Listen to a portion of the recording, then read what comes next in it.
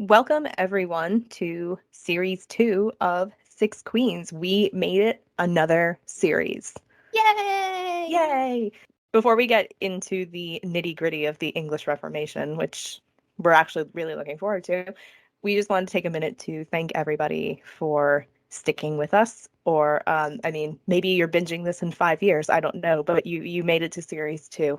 So thank you for sticking with us. But especially all you people who are following us in real time and who have followed us on Twitter and Instagram and who comment and like our posts, and everyone who's subscribed and all the people who have listened, especially left us reviews on Apple. It is so appreciated. We're having a great time doing this just as two friends. So actually getting input from outside world is really nice and very affirming. So thank you all for that. Nice to know we're not crazy and that it's just us two talking to ourselves. And though it may seem modest to some other podcasts, we're actually very excited about how many people have streamed us since we first launched in October 2021. We've had almost 500 streams on all of our platforms, which, again, it probably seems laughable and modest to some other people, but we're really excited about it. And actually, we've had a fair bit of attention from around the world. We've had listeners in the US and the UK, but also Canada, Australia, Finland, France, New Zealand, Austria, Spain, and the Netherlands. Again, hello everyone. Pull up a seat, grab a cup of tea. I know. I'm very flattered. And shout out to the people from Finland. You were like our day ones. I feel very attached to the whatever listeners we have in Finland. Make yourself known. We'd like to get to know. We like getting to know everyone anyway, especially on Twitter. So give us a follow if you fancy it. So yeah, just everyone who's reached out, who's given us a follow, given us a listen, reached out to us on socials, we really appreciate it, and we thank you because your feedback and your attention and your love and your input has, really allowed us to do a second series, and we're really looking forward to it.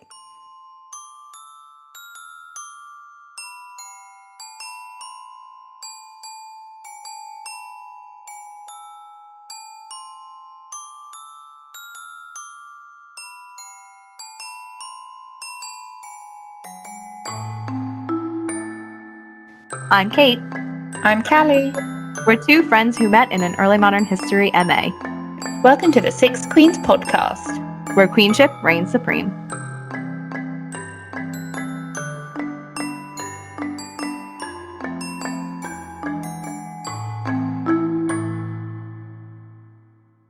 I'm excited about this series. It's heavy, but it's fun, and it's very complicated. But I think it's going to be a good one. Just in case you missed it, this series is on God and war. It's very 16th century. It's very dramatic.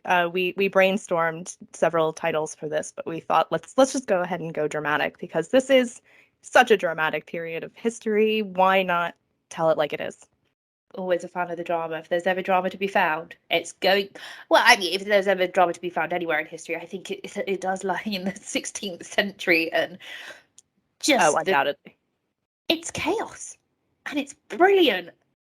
Let's just see where this series takes us. I know we had a lot of fun planning it and kind of putting some ideas on paper, but we actually had to scale back. Like we had so many things that we could have talked about this series, but we keep reminding ourselves that ultimately what we are here to talk about are the six queens, our six Tudor queens. So even though we're going to be talking about the English Reformation and the Reformation as a whole movement, we really want to stick with the queens to see how they reacted to the Reformation, but also how their lives were shaped by it, because oh boy, were they shaped by it. If anybody's lives were.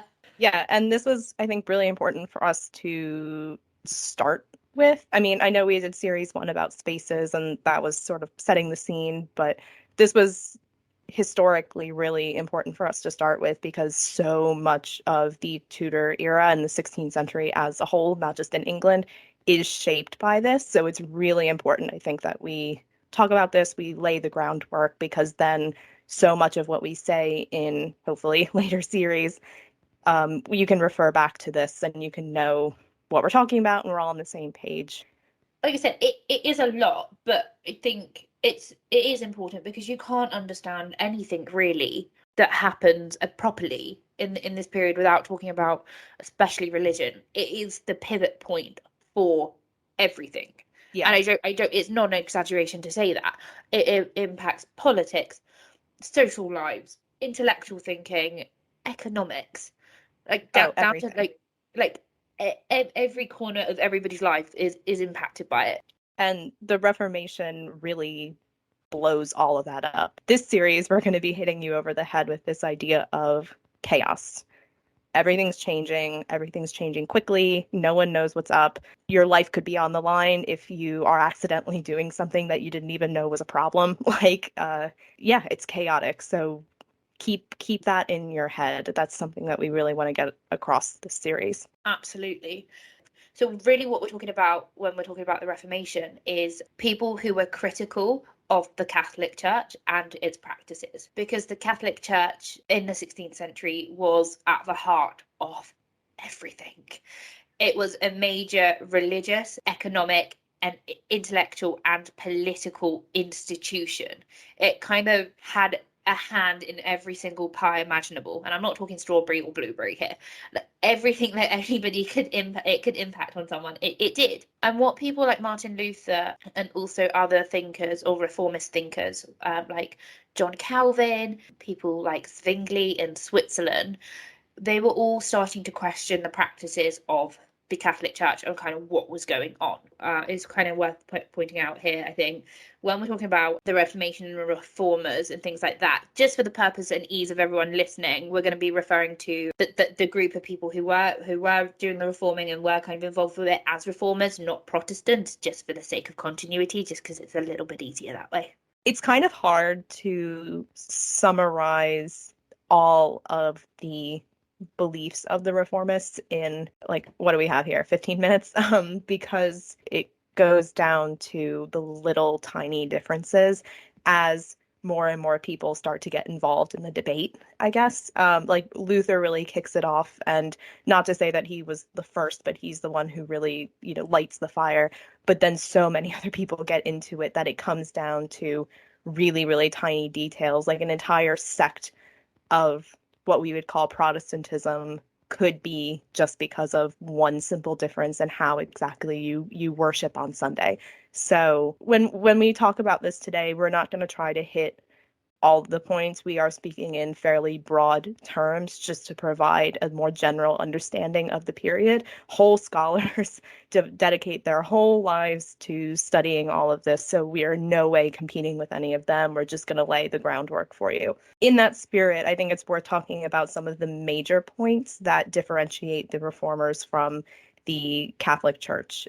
Justification through faith alone is a really big one. Basically, if you accept God and Jesus and you worship them well, then that's it. You're set for the rest of your life. Whereas there was a lot of corruption, I think it's fair to say, in the church at the time. The Catholic Church had been pretty much ruling Europe for the last 1,000 years. And their power had been cemented, but they were always looking for ways to keep in power. So there were things like, you could pay to absolve your sins, whether through what's called an indulgence, which is basically like a get out of purgatory free card. Or when you look at the Renaissance, for example, all the art movement of the Renaissance, all these people who are commissioning public works or works of art for religious purposes are probably doing so to get in with God and better their chances of a good afterlife. So there's this belief of pouring wealth, I suppose, into your faith and being very showy about your faith. There's a lot of excess in relation to the Catholic Church, when people like Martin Luther and the reformists are starting to think, hey, maybe God is actually more satisfied by a pure, more humble life. These criticisms weren't just coming from nowhere for people that were a little bit frustrated. They were kind of long held grievances that were just kind of gaining more and more traction. And I think one of the really important things that's worth noting is that Martin Luther himself was actually a monk and had a doctorate of theology, which he gave from Wittenberg University in 1512. Yeah, 1512. So he was a man who was very well educated and very much in the know about practices of Catholicism and faith. And what he was seeing wasn't matching up with what he knew. His frustration was coming from corruption within the church, and then also people who just weren't understanding what on earth they were practicing. Yeah, because one of the biggest changes I think that's starting to come from this period and a little bit before is that people are finally actually reading the Bible.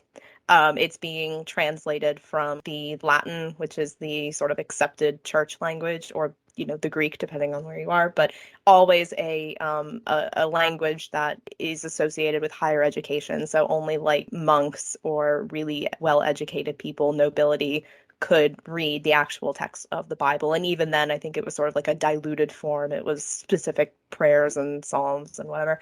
But now people are starting to translate the Bible into the vernacular, so into German and French and even English.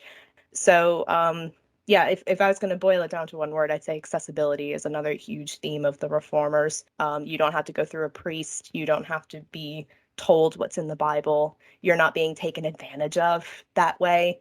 You know what's there, you know what you need to do, and you're able to have this actual relationship. And I think the point you made actually about the intercession of priests and about religious kind of individuals is also really interesting and also really important to understanding some of the central tenets to reformist attitudes and things like that.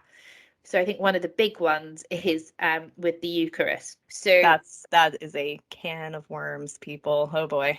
Yeah, remember when we were talking about how like the little details can affect an entire sect of religion? Here we go. Strap in. Hang on to your hats, kids. It's going to get messy. Right. The Eucharist. I'm going to say it fast. I'm going to say it once. Keep up. Pay attention. There'll be time for questions at the end.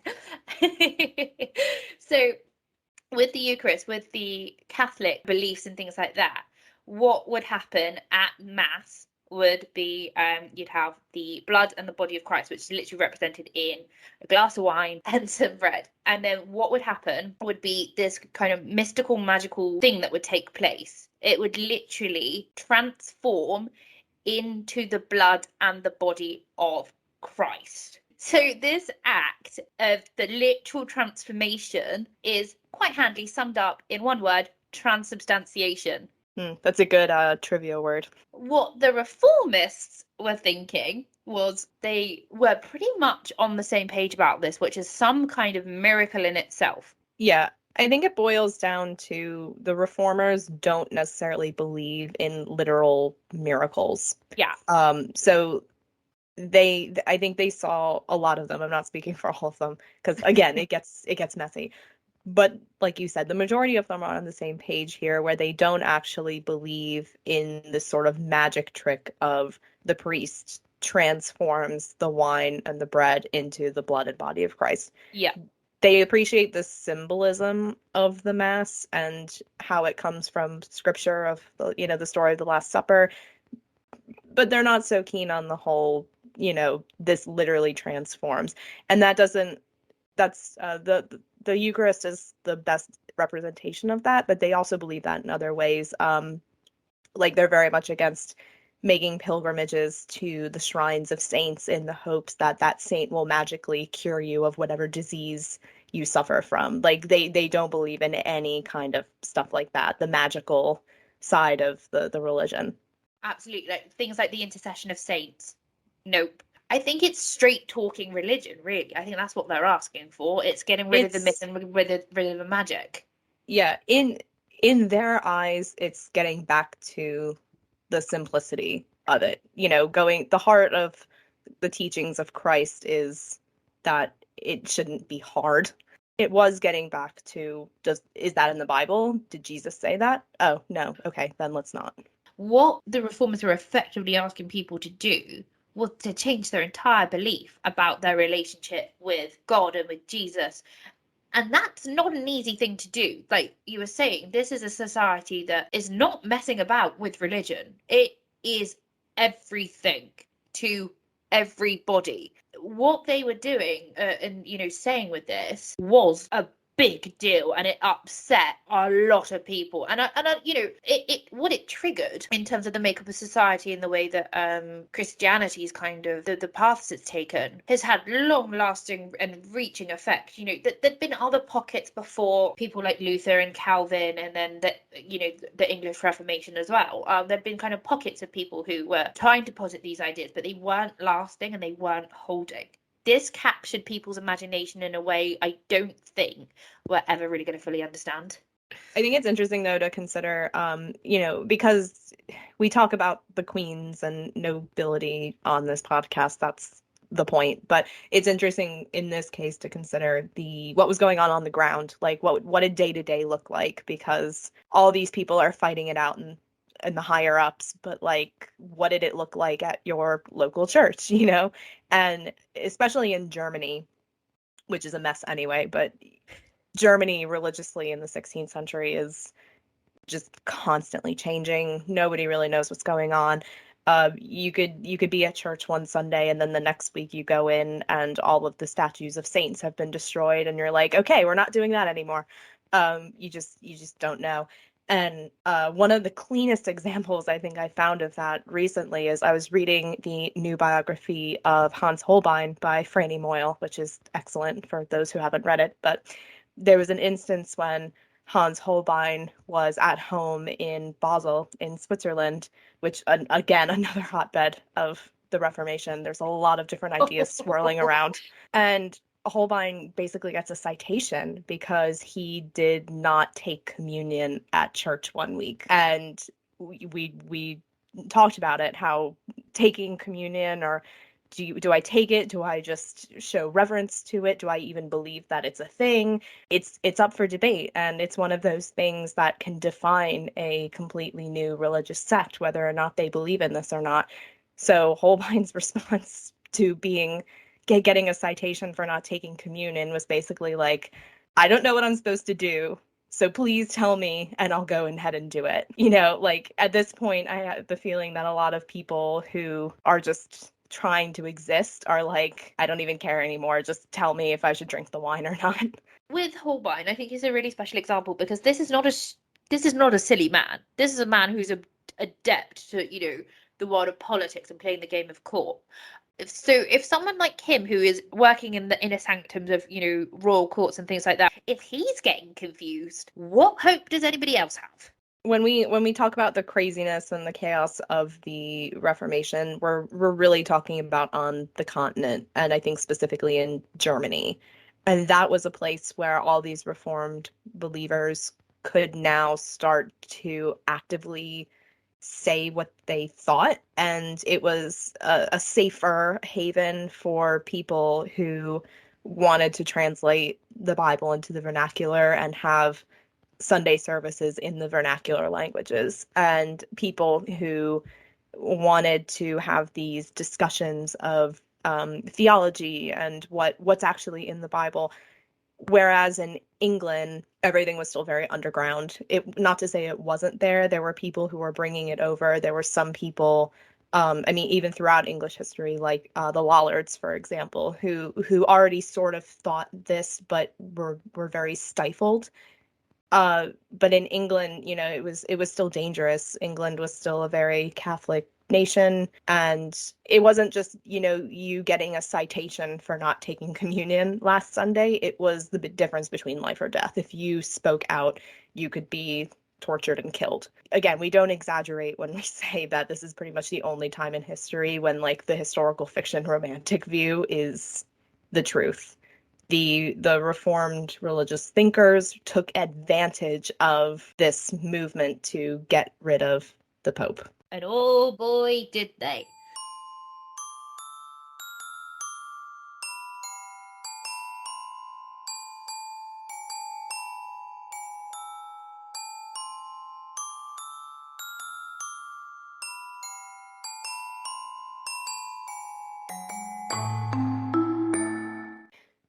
Now that we've introduced you to what was happening on the European continent and the sort of dumpster fire of conflicting beliefs going on there, let's transition to England.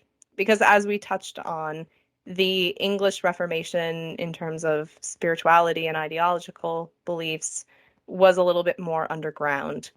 But that really started to change when Henry decided that he wanted a son and a new wife, and everything just kind of exploded into a separate dumpster fire in England. It's just sometimes when it comes to the Reformation and stuff, I find whether it's in Europe or in England, I find them both so interesting. But sometimes with the English one, I find myself lightly banging my head against the wall because I'm like, I don't understand what you were trying to achieve here. Yeah, and as we said, it is really one of the rare moments in history when the historical fiction view of he turned the world upside down because he loved her that much is actually pretty accurate. Because I don't think it gets stressed enough, especially not in like historical fiction drama media. Henry did not actually become a reformer. No, Henry's Reformation had absolutely nothing to do with Jesus. I want that on a t-shirt. No, it really didn't have, like you just said, nothing to do with religion. And I think when you get into the nitty-gritty of the English Reformation, as we are about to do, you're welcome. Um, you can see that there's a lot of flip-flopping that goes on with the English Reformation and a lot of changes. And I think we see a very changeable Henry depending on who he's surrounding himself with and what his mood is of the day and things like that, and what is politically expedient for those who he surrounds himself with. And really, what's going to get him his divorce? Or annulment, I should say. In the early part of his reign, actually, he was one of the darlings of the Pope. He and the Pope were really tight. And when Martin Luther came on the scene, this goes back to when we were talking about how if anything bad happened in Europe and it had anything to do with religion, the Catholics were all like, damn that Martin Luther. Henry went to the point where he actually wrote a pamphlet about how awful Luther is. Oh, he hated him with a passion. Yeah, so he wasn't like, looking on to what was happening in Europe like, oh wow, like it was time for change. Good on you guys. He was absolutely disgusted with everything that was happening, to the point where the Pope awarded him the sort of arbitrary title of Defender of the Faith. He was ardently in favor of pilgrimages and the veneration of saints. So that's the act He of made praise. a couple of pilgrimages himself, especially where it concerns fertility and childbirth. Yeah. Not to say that he wasn't intelligent by any means, but he did have the personality where it was like the last person who talked to him is the opinion he has. Oh, Yeah, like Cromwell, you can clearly see sort of, and Anne Boleyn too, take advantage of that. And I think interesting to note that Anne Boleyn and Thomas Cromwell were both very ardent reformers. and somewhat predictably for reformers, couldn't agree on everything. Yeah. I just think it's important to note that Henry himself, though people convinced him to take certain actions that were in line with Reformed beliefs, you cannot say that he was like a figurehead of the Reformation in the same way that Martin Luther was. He was somebody who needed a thing to happen and took advantage of political circumstances of the time. So, yeah, the English Reformation happened because Henry decided that he needed to marry again in order to produce an heir and secure the dynasty. And the only way to divorce your wife or annul your marriage at the time was to go through the Pope. The Pope did not want to annul the marriage between Henry and Catherine because you don't really annul marriages that have happened for 20 years and have produced numerous children, though they died. So it didn't go well for Henry. And so all of the reformers around Henry, namely Cromwell and Anne Boleyn, said, well, you could just get rid of him then. And Henry liked the sound of that. Again, you can see that in the way he tries to dictate his religious policy. He was very much opposed to what he considered radical reformation. So in the early days of the English Reformation, like we said, these whisperings were in England. They didn't escape England, but they were very much underground, especially in the universities. There were whole little sects of, theological debate, especially like at Cambridge. A lot of reformed clerics in England seem to come out of Cambridge, where people can freely talk about this stuff within that circle, but it is understood that if anything was to get out, there would be people like Cardinal Wolsey, who was in charge pretty much at the time, who would hear about it and who would take action against them, namely probably torture.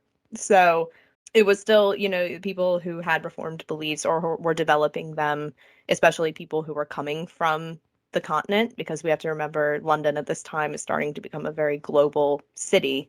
All of these beliefs are being imported along with all of these merchant goods. So there was the understanding that England was still a bit, that they were leaning towards starting to become part of this whole conflict, but they weren't quite there yet. The big players in the early days are Cardinal Wolsey, who is Henry's right-hand man and who gets his authority directly from the Pope. So he's doing nothing to contest anything that will give up his power. And then you have people like who are aligned with Henry, like Sir Thomas More, who are protecting the church at all costs and who are trying to protect England from this wave of what they considered heresy that's coming over from the continent. But then it all just completely falls by the wayside when Henry decides that he wants to get rid of Catherine of Aragon. And suddenly you have Wolsey trying to scramble to figure out how to make that a thing. And the reformists come in and give Henry this ability to not only get what he wants in terms of a divorce, but never have to go through a higher power, i.e. the Pope, ever again. And even though Henry had been the Pope's golden boy and had rallied against Luther and gotten that title, somebody like him really didn't like the idea of having to bow down to what he considered a foreign power. So the Pope's got to go. I want to pick back up on Cardinal Wolsey because I just think he's such a delicious example of just everything the reformers were just saying, this is what's happening in the church and we need to make it stop. Introducing the players, as it were, starting with Team Catholic in the early days, like in the 1510s, who are actively trying to stop the Reformation from happening. And I think Wolsey's pretty chief among them. So I think with Wolsey, he stands the most to lose 100% with the Reformation, with the annulment and things like that, because he's playing a game of two very different halves. On the one hand, he is the papal legate in England, so he is the Pope's representative in England. And then he's also then Henry's right-hand man. So trying to keep those two spheres happy is inevitably going to be a losing game. Yeah, he's also a pretty supreme example of the kind of corrupt clergy that the Martin Luthers are getting pissed off about, right? Even the Catholics in England are not too thrilled with Wolsey. He is a cardinal. He is chiefly a holy man, and yet he's angling for political advancement. He's pretty much running the country. We have to remember Henry VIII was a teenager. He was 18 when he became king, so Wolsey's pretty much doing the ruling for him. Yeah. In all but name. And he's getting rich, he's building these palaces for himself, like Hampton Court. He's accruing all of this wealth and then using it not necessarily always for charitable good. There's not just religious, stuff going on with Wolsey. It's pretty much all political at this point. And so purists like Thomas More, not to say that Thomas More wasn't also angling for political advancement, but that's people like Thomas More who were more interested in preserving the church as a holy institution and not just as a means of gaining political power were really pissed at Wolsey because they thought he was taking it too far. So let's meet our reformed cast. We've touched on a couple of them already. Thomas Cromwell, I think, is really the big one. He is pretty, we're pretty sure he was sympathetic to the Reformed cause. He spent a lot of time in Europe, so it's not surprising, but you can really see him being very clever about the way he tries to get his beliefs into the mainstream in England. Like, he recognizes this need that Henry has to get a new wife and therefore heirs. He comes up with this idea of, okay, well then let's separate, and once that's achieved, maybe we can bend Henry into doing some other stuff as well. Like you say, Cromwell's very clever. He's a lawyer first and foremost, and I think the key to surviving the Reformation, I mean, he ultimately didn't, but the key to surviving it for as long as possible is understanding Henry. And Cromwell did a stand-up job of understanding Henry, understanding kind of where his mindset was a lot of the time, and how to interpret it to his own gain. So the next couple of people on the list, I'm sort of going to talk about in tandem because they're related in sort of their roles and their backgrounds, are Thomas Cranmer, the Archbishop of Canterbury, and Hugh Latimer, his friend from Cambridge. These were part of the Cambridge crowd of theologians who had Reformed beliefs, but were sort of laying low until their moment came, and their moment came. Cranmer was specifically aligned with the Boleyns, so when Anne Boleyn came into power, he came with her and he rose to Archbishop of Canterbury. Latimer comes in a little bit later, and he's similar with Cranmer in that everyone kind of knows where he stands, and he's trying to very slowly let the Reformed beliefs bleed into the mainstream in England. So yeah, just goes to show you that what's happening in Europe on the continent, it's not that it's not happening in England, it's just much more of a slow process, and Henry is really the obstacle in that. I do sometimes like to think about what the Reformation in England would have looked like had Henry not been so opposed to it, or after it stopped suiting him. I don't know if it ever would look as so explosive as what it did in Europe. But maybe I'm wrong, but it's just interesting that he was such a major obstacle that we just don't know. So then I think that really begs the question, what about the queens? This is Six Queens podcast. We have not forgot about them, I promise. We just wanted to set the stage a little bit just to show you that the queens were very much part of this world. They were reacting to this world. They had their own opinions, and they were very loud opinions. So yeah, your question, what if Henry wasn't there, I think really translates to the queens, because we also see how the queens are reacting to Henry as an obstacle, but also they're changing him, depending on their own personal beliefs. I think if we start with Catherine of Aragon, I think she's nice and easy. We know exactly where she sits, and I think the Catholic figurehead pretty much of the entire English Reformation. Like, I know we went through the list of other Catholics, and Thomas More's a biggie, but like Catherine, man, she's the main cause. She is the queen of the Catholics, one might say. Her and Anne Boleyn feel the effects of the early Reformation more the most, really. But I mean, for Catherine, I think it's more like, ultimately, of course, it goes back to her very firm belief in God, but it's also the way she was raised. Her whole world is just completely shattered. So the fact that she sticks to her guns in this way just shows how, for some people, it isn't all about the power and clinging to power. It's about sticking to what you personally believe. We can't talk about Catherine of Aragon and the religious Reformation without Anne. She is the I think it's fair to say she's the cause of the English Reformation. Henry's infatuation with her is just unstoppable. It's an infatuation with her, but it's also an infatuation with the world that she is promising him. And for Anne, that includes a lot of Reformed beliefs. What Anne did so brilliantly was that she wasn't necessarily quiet about her view. I think she's a bit like Cromwell in that sense, but like, she wasn't quiet about her reformist views. She just knew when and how to play them and with who to maximize their impact. That then leads on to Jane Seymour, who we've spoken about before as almost the anti-Anne, in the sense that when it came to religion and doing her wifely duty, was not as outspoken, definitely more Catholic traditionalist leaning than Anne. As opposed to Anne, who's whispering all this heresy in Henry's ear. Anne of Cleves is really interesting to me too because Anne comes from a country that has adopted, let's say, Protestantism as their state religion. So when Henry marries her, it's for the specific purpose of allying himself with another Protestant, quote, nation. So Anne is interesting in that sense of her whole identity is enveloped in her Reformed belief in the way that Catholicism is the only thing Catherine of Aragon has ever known.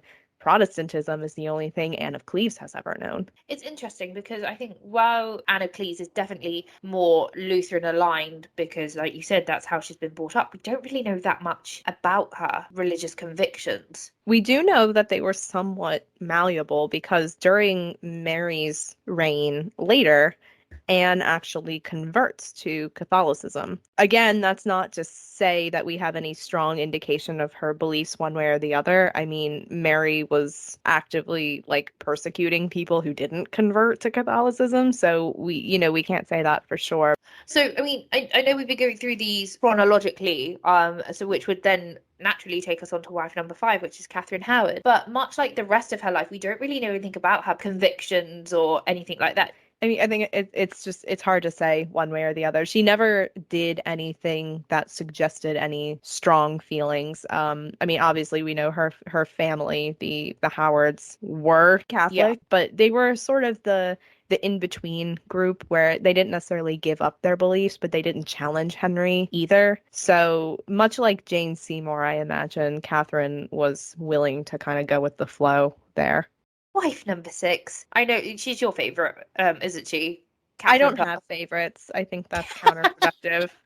But I admire her sticking to her beliefs, and I think the approach that she takes to her Reformed beliefs is much more of an intellectual movement rather than just fighting about how we worship God. It's actually like let's study and let's read together. And she had these little prayer circles when she was queen, which is just, if challenges were levied against her, oh, it's an intellectual pursuit, it's an educational pursuit, rather than let's attack this head on, get involved in the politics and the nitty gritty of it. Yeah. And Henry was a smart guy, and Henry was a sucker for a good theological debate. So she really used that to endear herself to him, where, okay, maybe they didn't necessarily agree on every point of religion, but they could have a really good, healthy discussion about it, a really good intellectual conversation about it. And Henry loved that kind of stuff, so they really connected over that. I know we've kind of gone through those really quickly. What I think it is worth touching upon is that with people like Jane Seymour and Catherine Parr, they knew where the line was, but that is not to say that they did not cross it and almost get themselves in a lot of trouble when it came to religion. And I know we're going to be coming back to this in a later episode, but and so there were moments where they did overplay that hand, but it wasn't to their ultimate detriment and downfall, because again, they knew, okay, enough's enough. Let's take our foot off the gas. Unlike someone like Anne Boleyn, who kind of helped spearhead the Reformation, potentially her greatest triumph, but also the source of her downfall. In more ways than one, the later queens had the advantage of coming after Catherine of Aragon and Anne Boleyn, and can understand the example set by them in terms of what not to do and what the lines are not to cross. And I think religion definitely is one of those lines. So looking ahead to the rest of the series, as we said, the theme of the series is God and war. So we're going to be talking about the Reformation and how heated it gets. We hinted at a lot of future topics already. We're going to be talking about the religious rebellion, like the Pilgrimage of Grace. We're going to be talking about a little bit more about the Queen's personal beliefs and how they manifested. So like Catherine Parr and all of her writings and everything. But we're also going to be talking about instances when the queens themselves got involved in war. So maybe not religious war, but war in general. Lots of really good episodes to come. We are really excited to talk about some of these things.